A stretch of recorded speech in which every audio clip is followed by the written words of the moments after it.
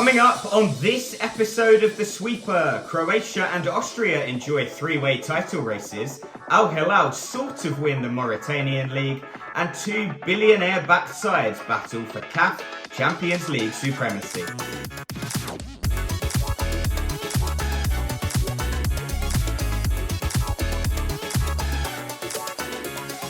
Hello, and welcome to The Sweeper podcast, the world football podcast made in association with FIFA Plus. I am Lee Wingate.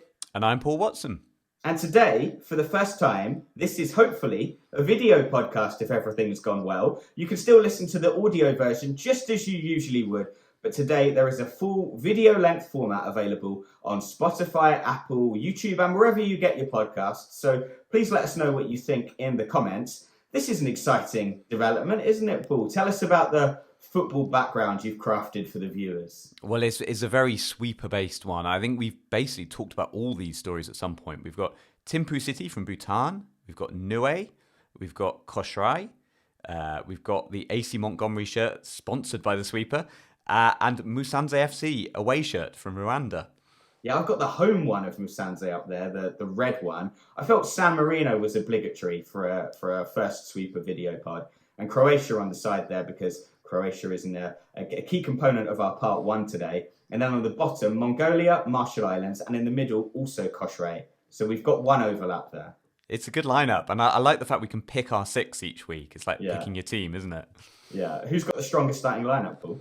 I feel like because you've got Croatia, I think you might do, Lee. Yeah, true. But I have got San Marino, and that must count in your favour. Yeah, that's true. I mean, if you had to pick an 11 from all these teams, I think yours would be entirely Croatian 11.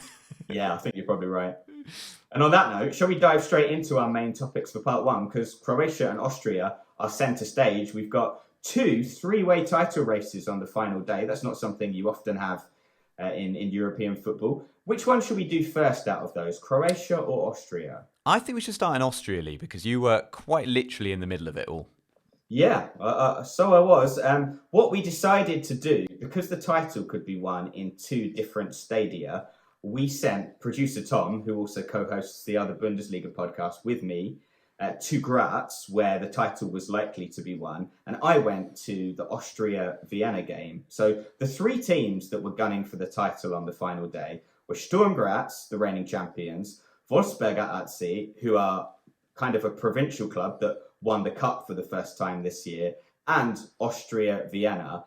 And the way it was set up was it was so finely poised. You had Sturm Graz on 39 points, Wolfsberg on 36 points, and Austria-Vienna on 36 points, which meant there was a conceivable scenario where all three clubs could finish on 39 points and the title would be decided by a three-way head-to-head. A three-way head-to-head, as in who has done the best out of the games between those three teams, not three teams on the same pitch at the same time, which I think is what we all want to see. Yeah, that is what we all want to see, isn't it? But no, it was just head-to-head. So what the three teams needed, Sturm Graz needed just a point to win the title. Wolfsberg needed to win in Graz and hope Austria-Vienna slipped up, while Austria-Vienna needed to win and also for Wolfsberg to win in Graz. So it was all hanging by various threads. It was all so finely poised. Oh, it sounds perfect for a final day. A lot of people like listening to the radio like in the old days, right? One ear in one game and watching your game. I love that.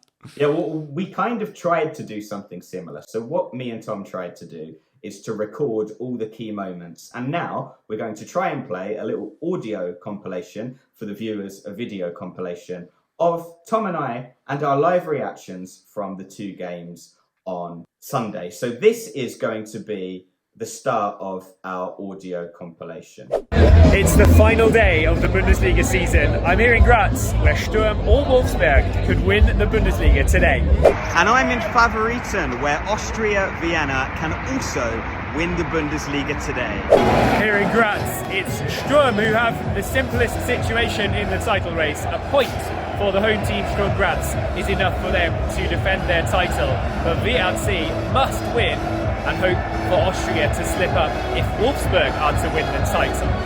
Austria Vienna, meanwhile, must also hope that VLC win against Sturm Graz, and then they themselves can lift the title if they beat Blau-Weiß Linz here. That was the first massive chance in the game. It was a great save on 25 minutes to tip the ball over. Just listen to the Sturm fans.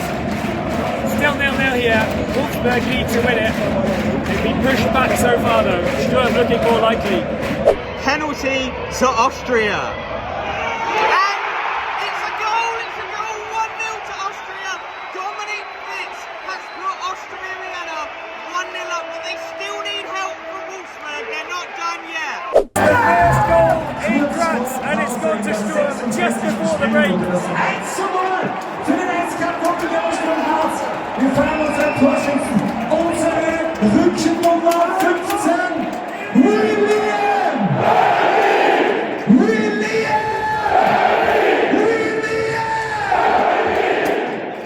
Clearly it was William Burbing who fired in from the edge of the area. A lovely goal at the perfect time for Sturm, and they're going to lead 1-0 at half time here. They were already in the driving seat, now they are looking really close to defending their title. Well, as you can expect, the mood has dropped here in Vienna after that goal for Sturm at half-time. They do still have the consolation of European football if they finish in second place, but at the moment everyone's thinking about the title and hoping for twists and turns in the second half. Not much noise from the crowd here. It's only the corner, the away corner with the Wolfsburg fans who are celebrating. They've got an equaliser out of nowhere really. They've been pushed back for most of this game. They have to go and get a winner. But they've got one. That might make things interesting for the remainder of this match. Let's see. Well, as you can imagine, there's a big ripple gone around the ground in Vienna. Big cheers for that Wolfsburg goal, and there's no way that the players won't have picked up on that on the pitch. While we did not expect that, Blau-Weiß Linz have got a goal back, and that means Wolfsburg, tiny Wolfsburg, are 1 goal away from the double, the Austrian double. Unbelievable scenes in Favoriten. Philipp Wiesinger had just rifled a goal into the top corner in the 90th minute to put Austria Vienna 2-1 up, and Blau-Weiß Linz have immediately hit back. Stunned silence, except for the Blau-Weiß Linz fans. Sturm have done it. It's finished 1-1. And well, the top 4 positions have been moving around all day long. Sturm have never fallen out on top spot. It's fitting that they've done this. They've defended their title. The 1-1 draw in the end is enough. And it's absolute limbs at the Mauritanian Arena in Graz. This is incredible. Wolfsburg came so close. Austria Vienna looked close at times. But it is Sturm who are the 2024-25 Bundesliga champions. Wow, Paul, what did you make of that? I'm knackeredly. I feel like I lived that myself. What an odd way for it to all play out in the end. They sort of all fluff their lines a bit on the final day, and Sturm Graz won it. That's them retaining the title, right? Am I right in saying? So they've won 2 in a row now. Yeah. It is, yeah. I mean, it felt like a roller coaster ride, but actually Sturm never dropped out of top spot. So it was just all very close to changing. In the end, the final standings, Sturm Graz in first on 40 points. Red Bull Salzburg managed to sneak into second place and get the Champions League on 38 points. Austria Vienna and Wolfsburg both on 37. The margin's so fine because that late goal that Austria Vienna conceded took them down from second to, I think, third, but they missed out on the Europa League because that went to the cup winners, which was Wolfsburg. And Wolfsburg were 1 goal away from the title, but ended up finishing in 4th. Yeah, that's absolutely bizarre, isn't it? That must be pretty unique to be that close to win the title and slide that far down. But I think, we've talked about before what a tiny club this is, and what a remarkable season to have won the cup and then come within a whisker of winning the title. They must be still pretty elated by what they've achieved. Yeah, I mean, it's been an incredible season for them. They came so close to winning the double, and that would have, it must have been the European story of the season. I just want to touch briefly on the way that countries approach title races where multiple teams can win the title on the final day, because you've got the old helicopter. Some countries like to fly the trophy around. The Austrian Bundesliga took a slightly different approach. They just decided they couldn't be bothered with all that faff on the final day. So they had identical trophies made. I think they've been made for quite a while, but they're all genuine ones, and they're each worth €18,000. And this weekend they were placed at both stadiums where the title could be won. Wait a minute. So is it ready engraved with, each side's name on it? So as in these trophies exist. So there will be a trophy now that exists with the wrong team's No, name. They don't do the engraving. They just make sure there's a trophy at each ground ready to be engraved and then awarded. Oh, right. Because I always think that's one of the most amazing jobs in football, the engraver, right? Who has to engrave this name perfectly with about 30 seconds before the trophy's lifted. But it's kind of an amazing thought for there to be two trophies. Again, it has this sort of existential feel of which one's the real trophy?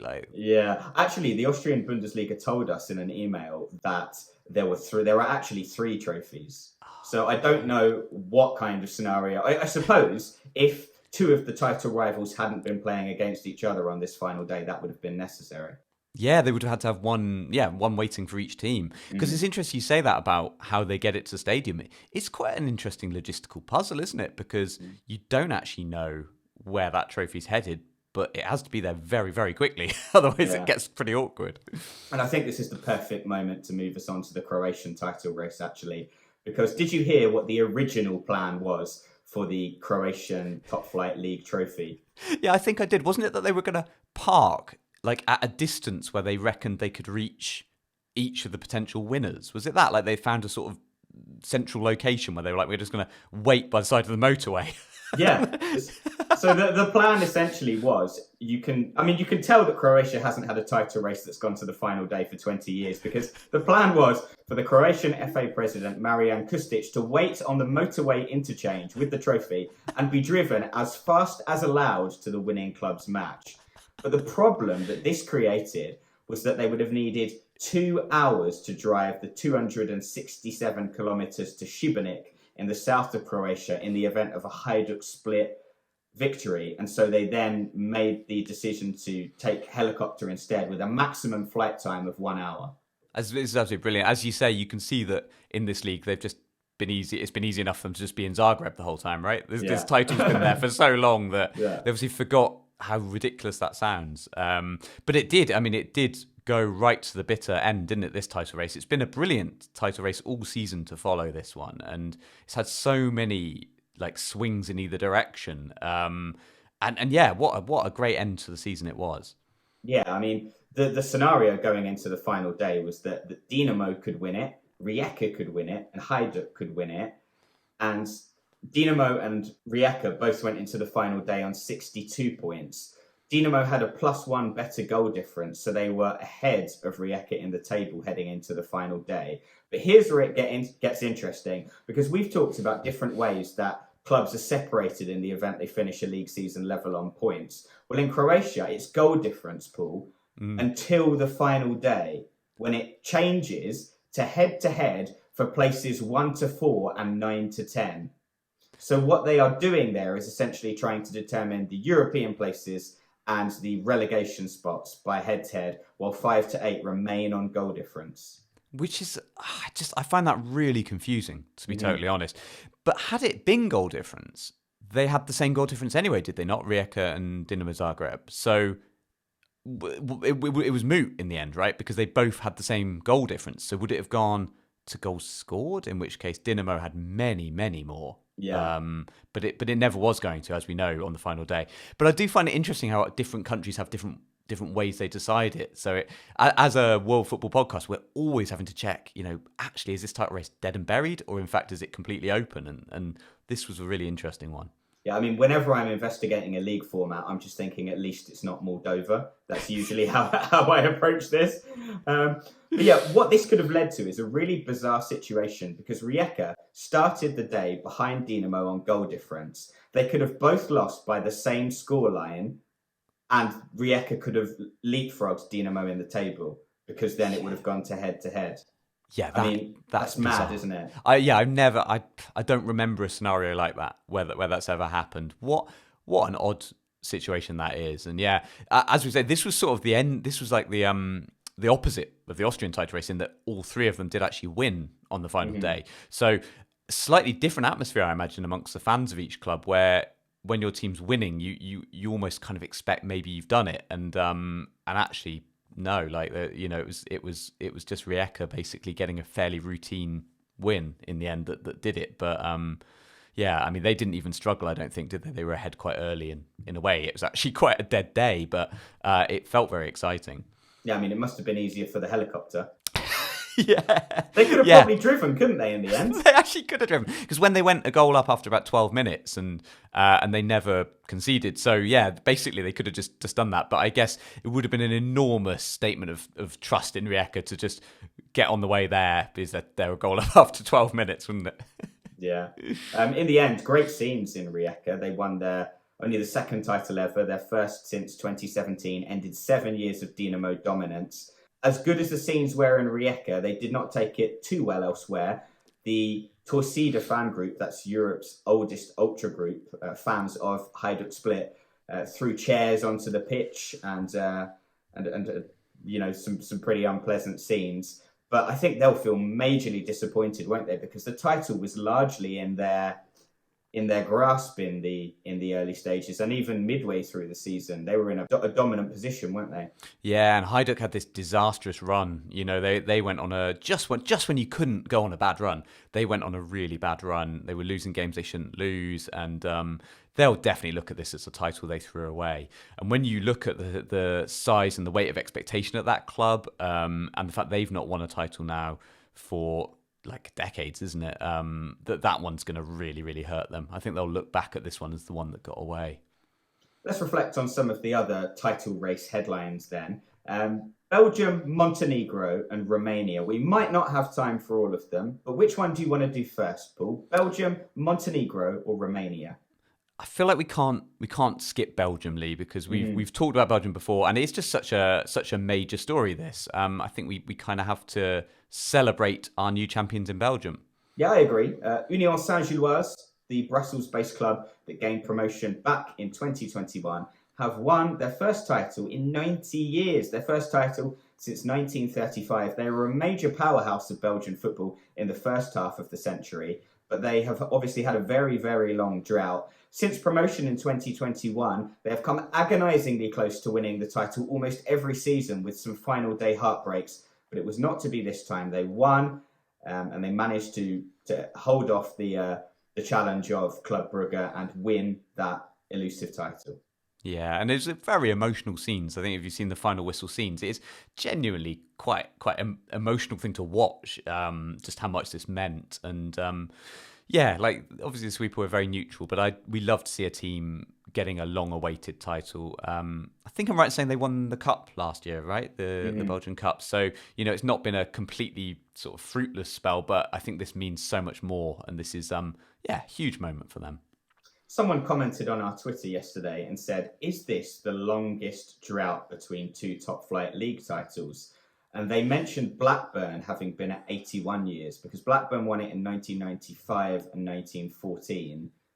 But I can't think of a bigger top-flight league trophy drought. Maybe the real football aficionados and trivia whizzes amongst our listeners will be able to answer that for us. But I can't think of anything that's bigger than 90 years. No, I feel like there might be one somewhere, but quite a lot of the time, the sort of powerhouses of the early days of a league just drop into absolute obscurity. So, you have clubs that were like the big club in the 20s or whatever, and now they still exist, but they're fourth division. Or I struggle to think of one who has now come back to dominance. But yeah, I reckon this is one of the ones that our community will actually pick us up on. So yeah, please do. Please let us know.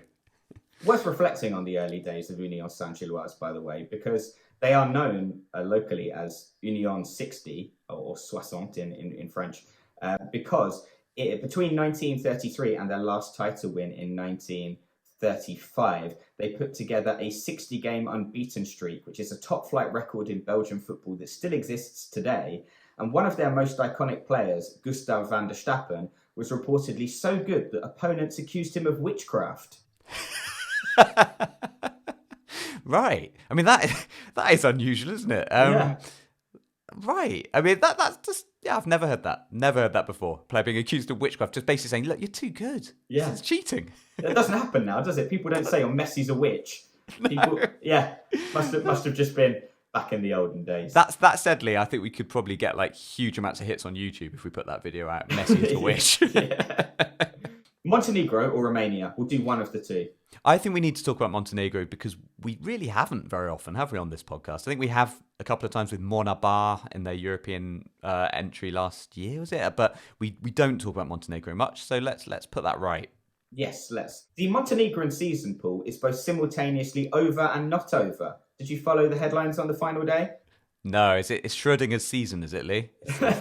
Something like that. So what happened is, in the last round of matches, Buduknos Podgorica, who'd already been crowned champions, were playing against Decic, and the game was suspended in the 53rd minute due to the home ultras, who are known as the Barbarians, throwing flares onto the pitch and directing ethnic and religious insults at their opponents. That's obviously extremely unpleasant. But what it's left is Montenegro in this really precarious scenario where they've got a league winner that's 24 points clear, so they don't really need to play the final game. But then you've got matches that just haven't been completed.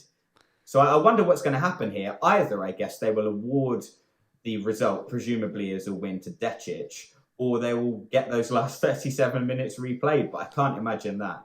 I can't imagine there'll be any appetite for those last 37 minutes, especially if you're Decic. Like, who wants to go and play those? As you say, the title is long gone. I think the only sensible thing to do is just award the win to Decic, which makes absolutely no difference to the league table as I see it. That doesn't even move Decic's position. Certainly doesn't change the title structure. But yeah, what a sad way to end a season where you've won the title with your fans doing that. That's really sad to hear. It's good that they celebrated winning the league before kickoff in that game, actually, because there wasn't a celebration to be had after kickoff, but they handed out the medals before the game. Oh, wow, that's quite unusual. That's a really unusual thing to do, isn't it? I don't know if I've ever seen a title celebrated before the final game. I wonder if there was any element that they foresaw there could be trouble and decided to just get that done. That's very potentially. Yeah. If you want to find out a little bit more about two of the champions that we've already talked about on this podcast, Rijeka and Union Saint Gilloise, remember that on our Patreon, we have the club profiles, the in-depth club profiles made by our friends at Football Rankings for you to read. You can find those at patreon.com/sweeperpod. And they are some really lovely graphic illustrations of various clubs' histories, their cultures, their previous honours, and interesting facts. So we would recommend that, wouldn't we, Paul? Yeah, they do an amazing job. And I'm always looking forward to this popping into our inbox every week. Because they basically mention clubs that we talk about quite a lot and we know a sort of base amount about, but they give you a real in-depth, deep dive into these clubs. So we're learning so much each week ourselves, Lee. It's thoroughly recommended. Absolutely. Finally, for part one, Paul, we're going to quickly round up some domestic cup headlines. Aberdeen beating Celtic in the Scottish Cup final, the first time they've won the trophy in 35 years. In Estonia, Nomadic won the cup, also on penalties against Levadia Tallinn. I do wonder, and bonus pod listeners will know where I'm going with this, whether the coach Nikita Andreev watched that from the stadium roof. England, Crystal Palace beat Manchester City, amazing. We talked last time about Northern Ireland. The Burger Kings, Dungannon Swifts, beating, I think it was Cliftonville in the final. In Czechia, Sigma Olomouc beating Sparta Prague. In Austria, Wolfsburg winning their first ever major trophy. Bologna in Italy. Go Ahead Eagles in the Netherlands. I think it's fair to say 2025 has been the year of the underdog. Which of those clubs is the biggest outsider to win a trophy this season, in your opinion? Ooh, wow, that's a very good question. They were all really unlikely. I struggle to say which was the one that shocked me the most. I mean, Bologna was a huge achievement, but they have also been building something really special there, and like for quite a while. In terms of like having not won a title for so long, like any kind of trophy for so long, that was a shock. Sigma Olomouc's win came out of the blue for me, but I don't know if that's possibly just I haven't been paying enough attention to what's going on there. What do you think, Lee? I'm going to go with England and Northern Ireland, actually. I think they're all remarkable victories, and Aberdeen is obviously an amazing one as well, given Celtic's dominance. But yeah, I thought Crystal Palace, I mean, that came from a place of Austrian bias, because obviously Crystal Palace have an Austrian coach in Oliver Glasner. And the Burger Kings, Dungan and Swift. So I really like that story and the fact they went on a 5-day bender afterwards. Yeah, they're probably still on it. Yeah, they're probably still are, aren't they? All right. Well, if you want to hear some more about some of those cup sets, we will talk about them on the next bonus pod. So you can find that on the Patreon at patreon.com/sweeperpod. We're going to take a quick break now, and then we'll be back with a second segment that encompasses everything from Norway to New Zealand in just a second.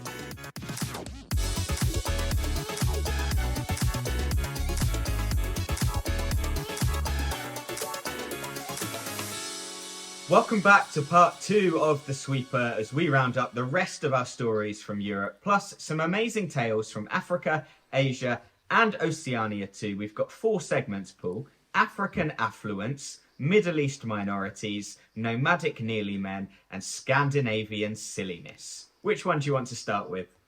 I can't reject Scandinavian silliness. Well, it's our old friends at Brunner.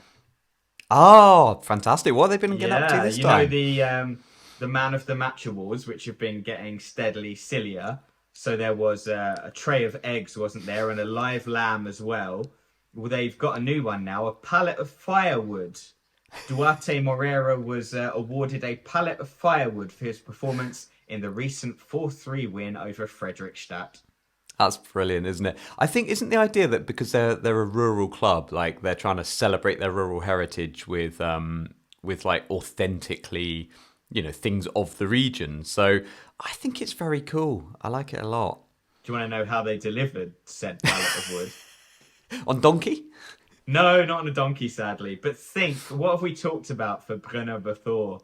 Tractor. Did they bring it in on a tractor? Oh wow, they did okay. Bring it in on a tractor, yeah. In the what's the? I think we discussed tractor terminology on the last pod. What's that bit called that lifts it up? I think the bucket, is it not? It's bucket, the bucket. Yeah, you see, my son Luca is obsessed with tractors. So this is the only bit of the podcast he'll ever listen to. Well, it's not, is it? Because we'll also be talking about a different type of tractor quite soon.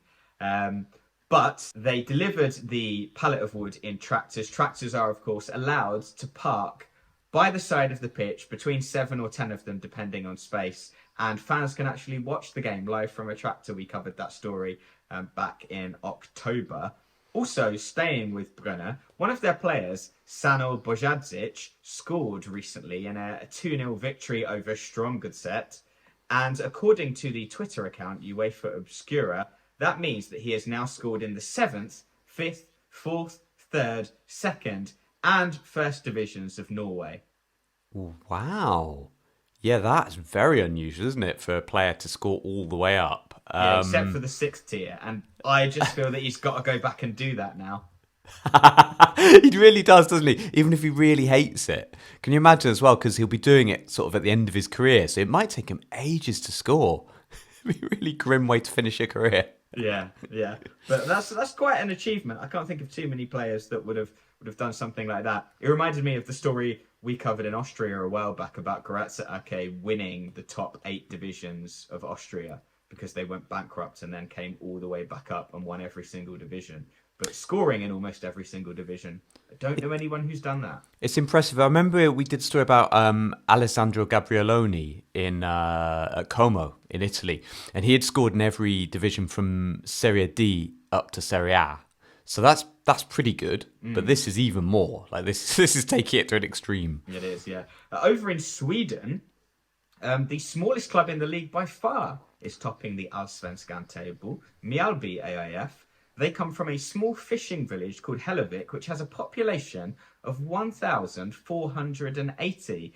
If they were to win the Swedish league, they would be the smallest club in terms of home village population to ever become national champions of a European country that's not a microstate. Wow. Yeah, that's impressive, isn't it? Yeah, that's a tiny place to be leading the whole league. Yeah, fantastic. Yeah, it's just a small fishing village down on the southeast coast of Sweden. They recently played a game against a club, I'm going to try and pronounce this, Paul, Brommapojkarna. They are described on Wikipedia as Europe's largest club in terms of the number of active youth teams. They apparently have 3,000 players in their academy, which is more than double the population of Hellevik. That's amazing.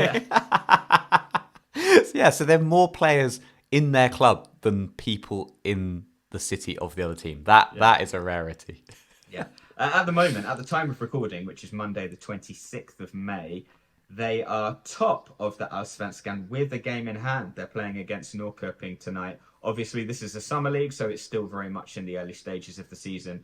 But I can speak for both of us, I think, Paul, when I say that we would absolutely love it, not to get too Kevin Keegan, if they could manage to lift this title. It would be fantastic, wouldn't it?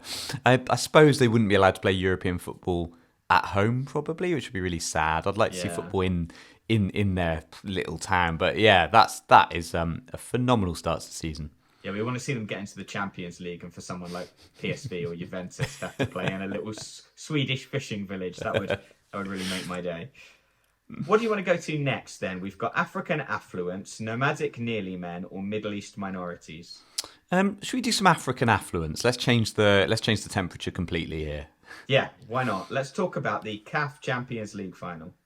Yeah, so this is a two-legged affair. We've had the first leg, and we are locked at 1-1 between Mamelodi Sundowns of South Africa and Pyramids FC of Egypt.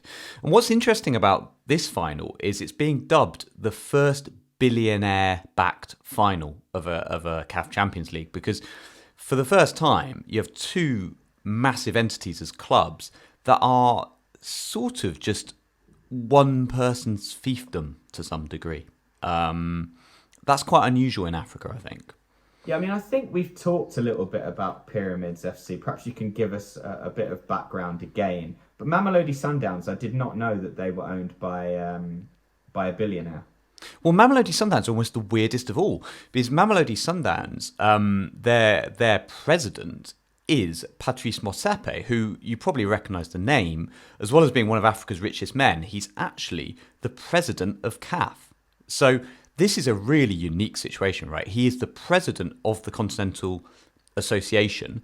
He has a club which he has technically stepped back from, but his son now runs. But everybody basically knows he runs Mamelodi Sundowns. So he was in this odd situation. A couple of really odd situations have come up this year.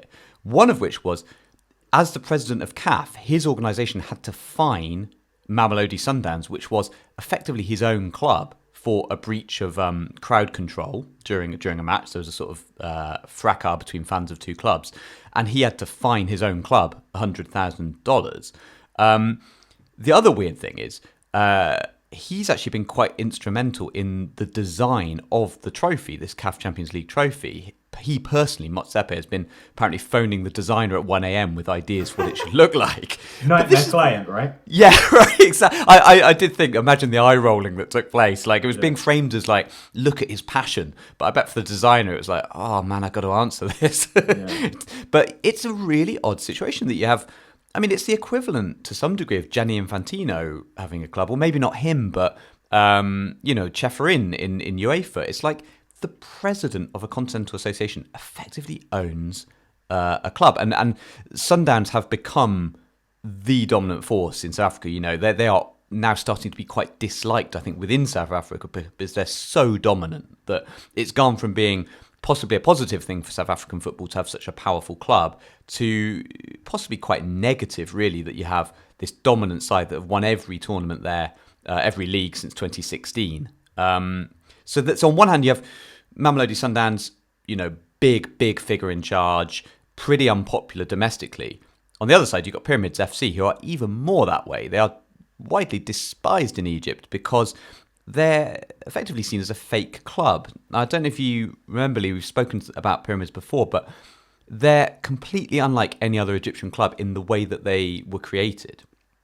Yeah, I mean, I remember this being a kind of Ludogorets style story where the guy that took over the club actually was part of Al-Ali first, right? Yeah, it was a weird situation. So you had this Saudi billionaire, Turki Al-Sheikh, who was effectively made an honorary president of Al-Ahli because he said that he would build them a new stadium and bring loads of money in. Now, this was controversial in the first place because Al-Ahli is, like all Egyptian clubs apart from Pyramids, is member-owned and only Egyptians can be members. So it was already stretching something there that he was an honorary president. They were caught sort of getting around this rule. it became even more controversial because he also apparently had pledged to do the same thing with their bitter rival Zamalek. That didn't go down very well. It then got even worse because the fans basically didn't want him there. And he got more and more angry about this. Eventually, he said, I'm just going to go find my own club. Bought up a really little club called Al-Hilal of Sudan, renamed them Pyramids FC and moved them to Cairo. So moved them 120 kilometres to Cairo. And effectively kind of built a completely new club for himself. But what was quite funny is, as soon as he had done this and built what was a relatively successful team, pumped loads of money in to make this kind of club, he just got a bit bored. And thought, that's done now, and sold it off to another billionaire who now is the current face of the club. And this is Salem Al-Shamsi from the UAE. Now, he is... the same kind of idea. It's a billionaire. It's someone from abroad. He's pumping money in, maybe not quite as much money, but it's a club that has almost no support, no legitimate support, because it was just created completely falsely. Yeah, and now they are, I believe, paying people to become members. Yeah, so initially they offered members of the public apparently 10,000 Egyptian pounds, or about 500 British pounds per month, to become members of their fan association. And this was like a short-term thing where they pumped money in, and at the same time set up their own TV channel and brought in John Terry and Jermaine Jenas to be pundits for their first ever game. So it was just like this huge effort to get this club going. But what's really interesting is two things, really. It has worked technically on the field. Like they won the Egyptian Cup, their first kind of major trophy in 2023-24. They have sort of displaced Zamalek, and they are now arguably the second team of Egypt on the field. But they are still really, really disliked. And I remember when we had James Montague on the pod, and he mentioned this thing that Egyptian clubs are often at the forefront of political protest. Like they've got a really sacred status as being a way for people to kind of talk about political issues, and they're very much like of the people, these clubs. So what they've done is so disliked in Egypt that almost nobody in Egypt wants Pyramids to win this tournament. So it's a very funny thing. Two clubs that are disliked a lot more than they are liked at the moment, taking part in this mega money match, which will win them a place in the Club World Cup, which is worth tens of millions of dollars itself. So it's a big money event, really. Yeah, that's right, because all the CAF Champions League winners, I think between 2025 and 2028, get a place in the 2029 Club World Cup, right? Yeah, exactly. So this is like a big deal financially, but it's given this really odd feeling of this tournament being somewhat detached from real fans, and it being something, slightly unpleasant really about it.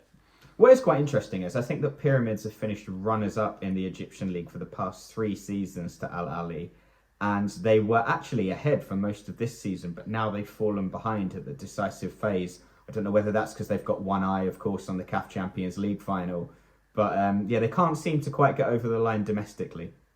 No, and I think there'll be a lot of people who are very happy about that because, should they become the dominant force in Egypt, I think there'd be something fundamentally quite sad about that. This Al-Ahly and Zamalek is the ancient battle. This is Egyptian football. This is what it's all about. And Al-Ahly have been dominant continentally as well. So it would be a major power shift this would represent if Pyramids were to win this. It could be the start of quite a big change in Egyptian and potentially African football, but maybe one that reflects more what's happened in UEFA and Europe, like a move towards this billionaire-backed model, which I think personally is quite sad, really. Should we hop on over to another potential power shift with our segment Middle East minorities? Because I did hint earlier that we'd be talking about Tractors again. Let's talk about Tractor FC of Iran. Yeah, so Tractor have won the league in Iran for the first time. Now, this is a big deal because they are the club of the Azerbaijani Turks, which is the largest minority in Iran. They've been going for 55 years, and this is a massive moment for them because they're finally getting this victory that has generally gone to the Tehran clubs, Persepolis and Esteghlal. They're the big powers. this is a major moment, really, for people in Tabriz, which is the capital of East Azerbaijan, which is where this club come from. Yeah, and I must admit that I had no idea that there are between 12 and 23 million Azerbaijani Turks in Iran. That's a huge, huge minority. And I imagine that this must have been a highly emotional affair because they've come agonisingly close to winning the title before. In the 2014-15 season, they believed they'd actually won the league after a 3-3 draw, only to discover that a miscommunication about a rival's match result meant they hadn't clinched it. Yeah, that's heartbreaking. It doesn't get worse than that, does it? So, yeah, this year they went off fast and they got the job done early. So they won the title with 2 games remaining. They made sure there was no room for any errors on that front this season. And it's really interesting because this is a big moment for a group of people who perhaps don't get a chance to be represented or, often are victims of discrimination. And a lot of this is very political, that they have massive crowds, 42,000 people in the stadium, and they're all chanting in a way that just could not be done in any other forum. They're able to make political statements, they're able to say who they are and what they believe in. It would not be allowed in any other format in Iran. So it's a huge deal for them. It's interesting, again, that sadly you always end up with a billionaire. Part of the reason they've been able to succeed like this is they have a billionaire who took over in 2018, one of the richest men in Iran, in fact, pumped a lot of money into the club, which has made them competitive. And there's been some controversy because they've signed players from Persepolis and Esteghlal. They've signed players into the club from Tehran, and it's not always been popular on either side. But what they've managed to do is assemble a very good squad who were just able to sustain in the way they hadn't in the past. You said that 42,000 people fit into the stadium. That is the official capacity, but have you seen the viral pictures from their victory over Esteghlal back in April? That's one of the 2 Tehran powerhouses, when there were reportedly 120,000 fans in attendance. I don't know how you managed to get 3 times the stadium capacity, or is 42,000 just the average? But either way, if you look at aerial photos, you can see fans watching from nearby hillsides. It was really, really a cool shot. Yeah, it's amazing, isn't it? And I imagine there's an official number that get in, and then there's another number. And then, as you say, there are people who found vantage points and just sort of watching from wherever they can.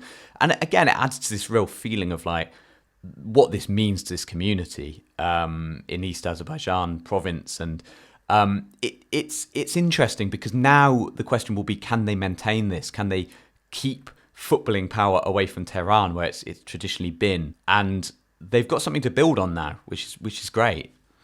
I don't know if you remember, but we've actually mentioned Traktor once in passing on this podcast. Do you remember the context? It was a continental competition. Yeah, was it a game that they didn't want to play in because there were security concerns or something like that? No, it was the other way round. Mohun Bagan of India had security concerns ahead of their visit to Traktor in the AFC Champions League 2. They withdrew due to those security concerns. Basically, what had happened is, I think the day before, Iran had fired ballistic missiles headed for Israel, and they'd been spotted flying overhead of another game between Iranian club Sepahan and Tajik club Istiklal, also in the same competition. And I think Mohun Bagan thought, we don't really fancy that. And then they pulled out and were ultimately kicked out of the competition.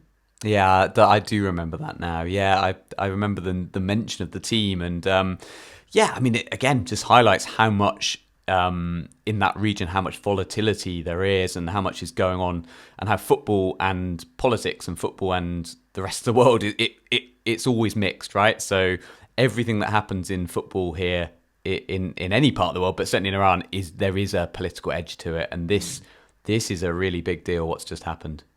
All right, let's move on to our final category for today, nomadic nearly men. And we're going to be talking about one of our, I think, most frequent stories on this podcast, but there is a big development. And that is, of course, Al-Hilal Omdurman of Sudan, war-torn Sudan. They've been competing in Mauritania's Super League this season, and they have both won and not won the title, haven't they, Paul, on their season-long stint as a guest club in Mauritania? Yeah, and I mean, to be honest, most accurately, they have won the title, right? I mean, on the pitch, they have amass the most points, which would make them the titleists in any normal sense, right? Yeah, I mean, it should. So mathematically, they are top of the table. I think they still might have one game to play, but they can't be caught. But I think what I was hinting at is they cannot be crowned champions as a guest club. And that means that second place, Nouadhibou, have won the title. Yeah, and not only won the title, but interestingly, this is a record-breaking 13th title for Nouadhibou. So they will always have this weird asterisk against their record-breaking title that technically they were second. It's quite funny, isn't it? Yeah. 2 Sudanese clubs took part this season, didn't they? So it was Al-Hilal of Sudan and Al-Mariq, who were a bit further down the table. But yeah, an amazing story given what's going on back home. I think the Sudanese Premier League is actually about to go into its championship round. And it's quite interesting because Google is currently listing Al-Hilal of Sudan as having fixtures in Sudan next month, which would be mental for them to finish one season in Mauritania and then go back home and immediately start playing in Sudan. I presume that's a mistake, but it's so hard to get information about this kind of story. It is, isn't it? But similarly, so Al-Hilal won't be in the CAF Champions League, right? So we assume that the winner of the league that's restarted in Sudan will be in the Champions League. And that's quite interesting in itself, isn't it? Because I think part of the purpose of bringing these clubs over to Mauritania was to keep them playing while they were competing in the CAF Champions League this season. Mm-hmm. And they gave a really good account of themselves, Al-Hilal. But now, obviously, they've had to forfeit the chance to be in the competition next year, which, it's a really interesting and fairly unheard of situation that's going on. Yeah, I mean, when we think of clubs that play in the leagues of other countries worldwide, you can put them really into multiple different columns because you do have clubs like FC Vaduz in Liechtenstein who play in the Swiss pyramid. Now, they can finish a bit like Al-Hilal here in Mauritania. They can finish top of the Swiss Super League standings, but they can't be declared champions or represent the country in European competition. But on the other hand, you've got the likes of Monaco. They have been crowned champions of France 8 times. They can represent France in European competition. Toronto FC, they won the 2017 MLS Cup. Brunei DPMM have won the Singaporean League in 2015 and 2019. So it's quite interesting to see that there are different approaches to this. In some countries you can win the title and in others you can't. Yeah, and I do think it's odd that they can't win the title in a way, isn't it? I mean, there's a weird sort of unspoken thing that happens here where they were top of the league. I do wonder if partly so the Sudanese clubs coming in, there was an expectation perhaps the level would be higher than Mauritania. You only have to look at how Sudan have competed on the international stage, and then you look at Mauritania, it's kind of clear Sudan's level is very high. So I wonder if maybe this agreement was made in advance for the reason that Mauritania, bringing these clubs in, thought this is likely to happen, and it will look bad for our local clubs. Or maybe even the local clubs wouldn't have agreed to it because they'd say, well, why are we going to allow 2 clubs in and one of them may well just win our title? Yeah, true. Also in other news, we've been following another story along very similar lines this season. That is Auckland FC of New Zealand in their debut season in Australia's A-League, going for the title. Now, they won the Premiership, which is kind of like the regular season in the A-League, but they have just fallen short in the final series. Personally, I've no allegiance to Auckland FC, but I would have loved it if they could have won the championship round in Australia as a New Zealand club in their very first ever season. Unfortunately, they lost to Melbourne Victory, who themselves finished 5th in the regular season. So I do find that format very, very strange in Australia. Yeah, I never like it. I don't know if I'm just a purist, but it just doesn't feel fair. It's like if you play that many games and one team finishes above the others, surely they are the champions. That's why we have cup competitions, right? We have cups for the other type of football, and we have leagues for this type of football. I understand the imperative. I understand the commercial attraction to having some sort of playoff system, but for me, Auckland won the league. That should be the end of it, really. Yeah, agreed. Just to recap how it works in Australia, you have 3rd versus 6th and 4th versus 5th in the regular season play each other in the championship round. The winners of those games then go through to play against 1st and 2nd in semi-finals, And then there is a grand final. That grand final this year will be a Melbourne derby between Melbourne Victory and Melbourne City. And they will be competing for the famous toilet seat championship trophy, which we've talked about on the pod before. But nonetheless, a big shout out to Auckland FC. They've had an amazing season. They've averaged 18,000 fans in their debut season, which is the most of any club in the A-League. So what a story that's been overall. Yeah, it's been really great to see and a lot of fun, I think. And I think I'm right in saying that Auckland are then going straight into the Chatham Cup, right? The New Zealand's main knockout tournament. So I think they are competing in that, and that they'll play straight away into that. So yeah, they've got a busy time as well. That's interesting. I didn't know that. I think we're about done today, Paul. Have you got anything else you want to chuck in there? No, I think that was a pretty comprehensive whip around the world again. Yep, all right. Well, I hope you enjoyed the video podcast, everyone, if that actually successfully worked. You can join us for a bonus podcast where we might be talking, I think, with a special guest in a bit more detail about Al-Hilal's season in Mauritania. That will be on Wednesday, the 4th of June. Otherwise, the next main podcast is on Wednesday, the 11th of June. Do remember to check out our Patreon for loads of bonus content, club profiles, blogs, newsletters, access to our Discord and our story map. You can subscribe to that at patreon.com/sweeperpod.